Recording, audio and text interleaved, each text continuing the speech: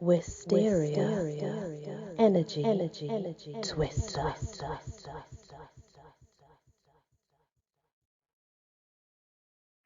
Hello everyone, welcome back to the Encyclopedia of Faeries, the Fair folk. We're now on boggart, a generic term used for any frightening supernatural creature, whether it was a negative non-human entity, a human ghost, or fairy. In fairy lore, the term is applied to a kind of fairy that may be found outside or in the homes and can be mildly annoying, destructive, or genuinely frightening. In at least one story, a family trying to flee their resident boggart found the attempt useless.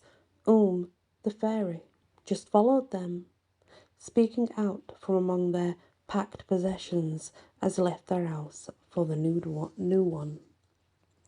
And that's an encounter from 1850 with the Fae. And then the next one is Bogles, but sometimes spelled Boggle.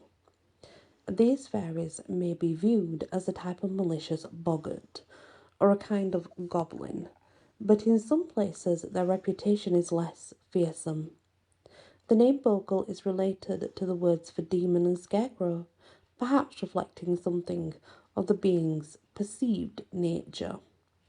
One source in Lincolnshire believed that Bogles were human ghosts, who remained and acted out, much like poltergeist, until their physical bodies had decayed. In some areas of Scotland, Bogles are thought to only attack murderers, oath breakers, and those who robbed widows. Overall, their nature is ambiguous and often potentially dangerous. So whether they are dangerous or not, who knows, right? The next is more of something that the Fae do, and that's borrowing. Fairy borrowing is found across a variety of folklore and forms a balance to fairy theft. Borrowing was always repaid, but not always in kind, and usually more than was taken. An account in the Fairy Thief in the Celtic countries details an account of a person who loaned the fairies some wheat, only to be repaid in barley, given back more than they had originally loaned out. Campbell specifies that they would repay 2 measures for every one borrowed, and barley for oats, and more. That if this meal was kept carefully, without ever pronouncing a Christian blessing over it, revealing the bottom of the container, or questioning its uncanniness, then it would prove inexhaustible. So therefore it would never, ever disappear or be gone. It would always just be there. In some other instances, they may borrow physical objects, including kitchenwares, hand mills.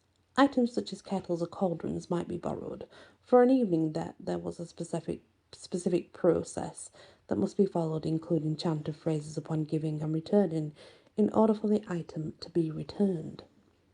The fairies are also well known for borrowing people, most notably midwives, although also musicians are borrowed. Yeah, musicians have been known to be borrowed quite a few times, actually.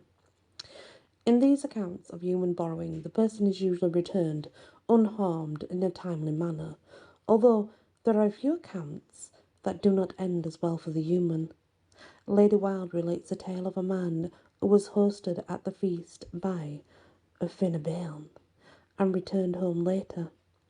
In contrast to the terms they treated humans, however, the good people always expected to be repaid exactly on time, and exactly as much had been borrowed, refusing to take the smallest amount more. Another type of fairy borrowing, which is less easily understood, is their penchant for taking random objects, sometimes for extended periods of time, and returning the object later when it's least expected. An example of this from the 19th century Scotland can be found in Campbell's Gaelic Otherworld. The elves are also blamed for lifting with their articles mislaid. These are generally restored on mysteriously and unaccountably as they were taken away. Thus, A woman blamed the elves for taking her thimble. It was placed beside her, and when looked for could not be found. Some time after, she was sitting alone on the hillside, found the thimble just there in her lap. That's from the 1900s. This is typical of such accounts, with the object taken usually disappearing after being left in a common or regular place, reappearing later on in plain sight, otherwise located somewhere it could not have been for the duration of its complete disappearance. And that is really what fairy borrowing is all about. So remember, guys, when something goes missing and you're quite sure of where it is, and it reappears months, weeks, years later, just know it's simply the fairies borrowing items. Thank you for listening to this part of the fairies, and many blessings. Wysteria, energy, twister.